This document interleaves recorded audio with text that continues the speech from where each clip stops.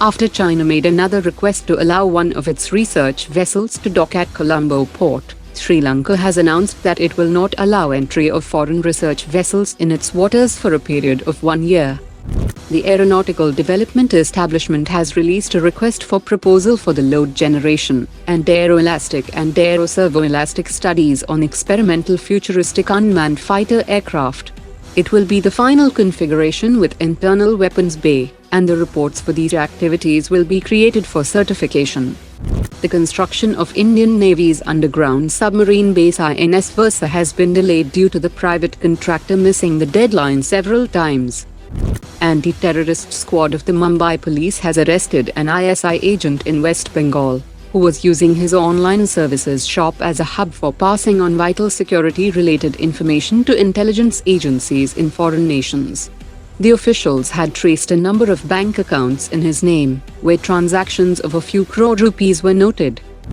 High-level Bangladesh Air Force delegation held a constructive interaction with officers from the Department of Defence Production Hindustan Aeronautics Bharat Electronics Ltd and Bharat Dynamics Ltd, to explore possible areas of collaboration on aircraft radars and missile systems. Jigs and fixtures for Tejas Mark II program will be ready by October 2024. A 3D model-based definition approach has been adopted in the Tejas Mark II project for the structural design and manufacturing processes, replacing the older 2D paper drawings.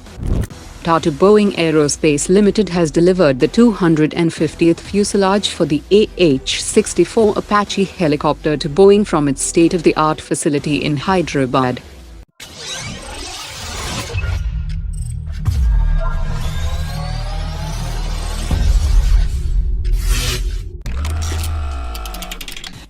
According to media reports, French firm Safran is currently the frontrunner in the 120 kN jet engine partnership negotiations, as Safran's proven track record with helicopter engines and existing partnership for M88 engines for 36 Rafale aircraft makes them a strong contender, and a final decision is expected to be announced by mid-2024.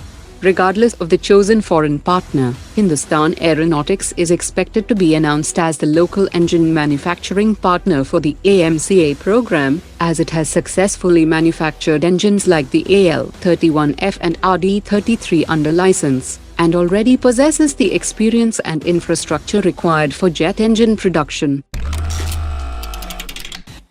Zee Business has reported that Armenia has acquired the Akash air defense system and 15 advanced air defense missile system from Bharat Dynamics Ltd, and the deal is valued around 6,000 crore rupees, and the deliveries will start by second quarter of 2024.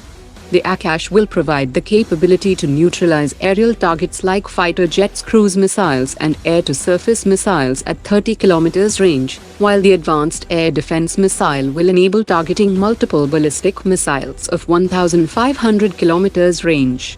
After Armenia, Oman has also started discussions with Bharat Dynamics Ltd for the Akash air defense system.